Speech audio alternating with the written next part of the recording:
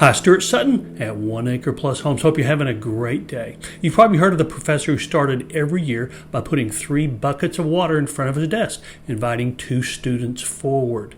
One would put their hand in the right bucket, one would put their hand in the left bucket. Then they'd both put their hand in the middle bucket. Professor would say, "What does it feel like?" And one would say, "Well, it's warm." And the other one would say, "Well, it's cold."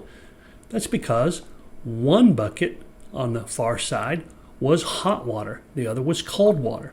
So when you put your hand in hot water and then in lukewarm water in the middle, it feels cool. If you put it in cold water and then in lukewarm water in the middle, it feels warm. So the rule of contrast can really affect how you think about things. The market we're in is one of contrast. It contrasts to the past, the recent past, the distant past. It is a very different market than we've been in for quite some time, but it is similar to past markets. One of the things that I want to emphasize in this video is real simple. We have fewer buyers buying homes right now. We have more homes on the market right now. During the past year, we have seen the average price slip, depending on where you are, anywhere from 1 to 7%. Now, that's not a free fall by any means. It's a reflection of the current market, and there are several factors that have caused that. Now, we're starting to see some modifications in the market, like interest rates are inching down, but are they inching down enough to make buyers move forward who haven't been? Well, we're going to see whether that's the case or not. But one effect that we've seen in this market, which is pretty dramatic, is buyers making offers well below asking price. Now, why are buyers doing that? Well, the average buyer looks at 7 homes physically and up to 16, depending on whether local or from out of town. So buyers physically walk through and understand how your house compares to other homes they can buy.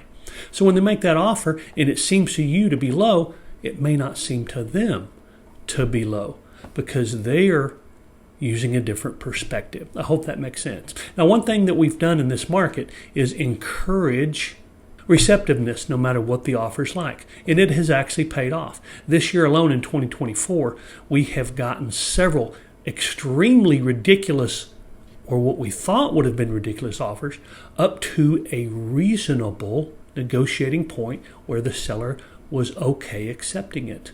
And that's one thing that I highly encourage you to do, is not just turn away an offer. Now, the second thing you've got to understand is that there are 2 negotiating points in a contract. The first is when the contract is offered, and the second is after the inspection. So don't go into that inspection thinking, well, we're home free, because there's going to be another negotiation. Be prepared for it and understand that it's going to happen. So to accept a contract that you feel like is low enough that you don't want to do any repairs after the inspection is kind of unrealistic and typically leads to a contract not continuing forward. So if you take a contract, negotiate a price, and then understand that you've got to negotiate a little bit more when that inspection's made, then you've got a much better chance of getting to closing.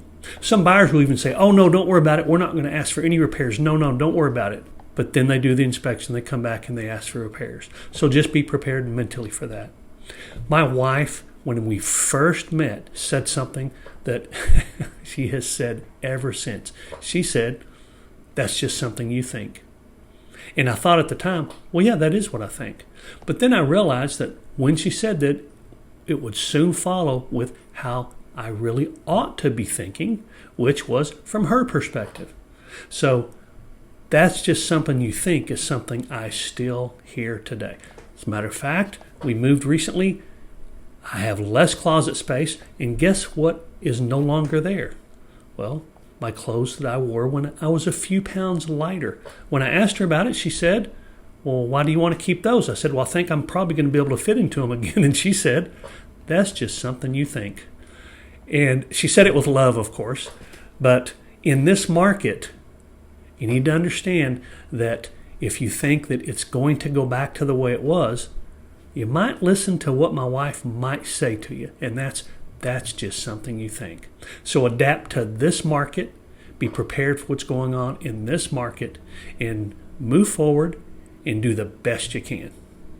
Hope that makes sense. I've thrown another video up here for you. This video is going to cover, market stats and kind of show you where we are in 2024.